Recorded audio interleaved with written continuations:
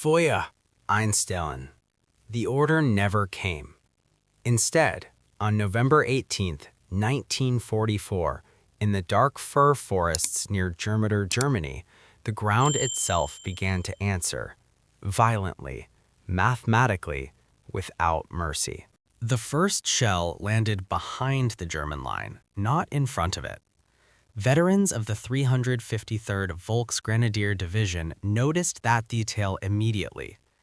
American artillery had always been loud, plentiful, but this was different. The ranging shots were already perfect. No walking fire, no adjustment, just impact.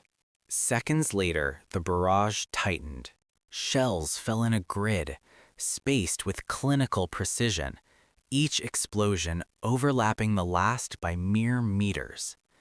Tree trunks snapped at shoulder height. Steel fragments ricocheted through pine needles and flesh alike. Men who had survived Poland, France, and even the Eastern Front froze, not from cold, but from realization. This was not blind fire. Someone could see them. Behind the guns, miles to the west, American fire direction centers were alive with controlled urgency. At 07:42 hours, observers from the 610th Field Artillery Battalion, part of the 4th Infantry Division, transmitted coordinates adjusted by map overlays, aerial photos, and sound-ranging data. Forward observers, often lieutenants barely in their 20s, lay prone in ruined farmhouses with radios pressed to their ears, calling corrections in meters, not guesses. Add 50, drop 25, fire for effect. They weren't shouting. They didn't need to. By late 1944, American artillery doctrine had matured into something the German army had never fully anticipated, a centralized, flexible system that allowed any observer to call any battery, sometimes entire battalions, onto a single target within minutes. And the German infantry paid for that oversight. Near Elsenborn Ridge on December 17, 1944, during the opening phase of the Ardennes offensive, men of the 277th Volksgrenadier Division advanced through snow-choked fields expecting thin resistance. American infantry fell back deliberately.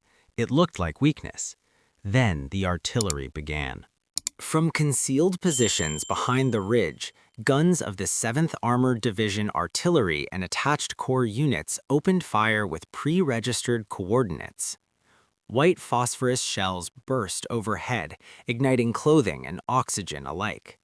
High explosive followed, timed so that fragments arrived as men tried to run. One German Gefreiter later described the sound as iron doors slamming shut across the sky. What terrified them most wasn't the noise, it was the timing. Every time squads regrouped, shells landed exactly where they clustered. When stretcher bearers moved, the next salvo fell along the evacuation routes. Even command posts, supposedly hidden, were found and erased within minutes of setting up antennas. This was not luck. American artillery accuracy rested on unglamorous discipline. Surveyors with transits fixing gun positions to the meter, meteorological teams launching balloons to calculate wind drift, fire direction officers crunching numbers under red lamps. It was mathematics weaponized. In Lorraine, on September 9, 1944, elements of the 11th Panzer Division attempted to counterattack near Aracourt. Fog covered the battlefield, grounding aircraft. German tank crews assumed American fire support would be blind. They were wrong. Forward observers from the 90th Infantry Division used sound ranging and flash spotting to triangulate German assembly areas. Artillery struck tanks while engines were still warming. Shells detonated among infantry riding on engine decks, tearing men loose before they could dismount. A Panzer Grenadier officer later admitted that they believed Americans relied on air power for precision. Artillery, they thought, was brute force. By autumn 1944, that belief was obsolete. For the German foot soldier, the psychological effect was devastating. There was no safe rhythm anymore, no pause between salvos, no warning shots. Sleep became impossible. Men dug deeper, only to realize the shells were now airbursts, designed to kill inside trenches. In letters home, soldiers stopped describing battles. They wrote instead about waiting. Waiting for the whistle. Waiting for the concussion. Waiting to see whose name would be missing at roll call. One Unteroffizier near St. Vith wrote on December 22, 1944, that the Americans do not shoot where you were, but where you will be. That was not entirely true. Often, they shot exactly where you were. By the winter of 1944 to 45, American artillery units had refined techniques like time on target, coordinating multiple batteries so shells from different distances landed simultaneously. The first explosion was never a warning. It was the whole storm at once.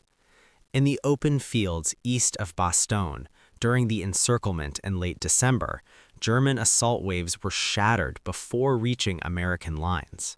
Men who had trained to advance under fire found themselves erased mid-step.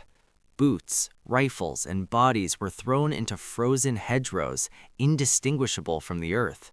The survivors did not talk about bravery. They talked about inevitability.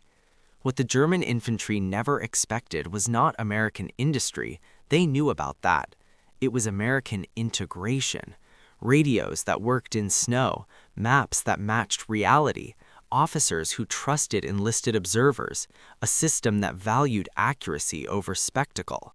By March 1945, as U.S. forces crossed the Rhine near Oppenheim, resistance from German infantry units often collapsed after the first artillery concentrations, not because the men lacked courage, but because they recognized the pattern. Digging in no longer bought time. Moving no longer saved lives. The shells would find them. When the war ended weeks later, captured German soldiers spoke with grudging respect about American guns, not their size, not their number, their certainty. American artillery did not roar blindly into the distance. It spoke with coordinates, calculations, and quiet confidence. And on the ground, in the mud and snow, German infantry learned the hardest lesson of the late war. Accuracy kills faster than fear.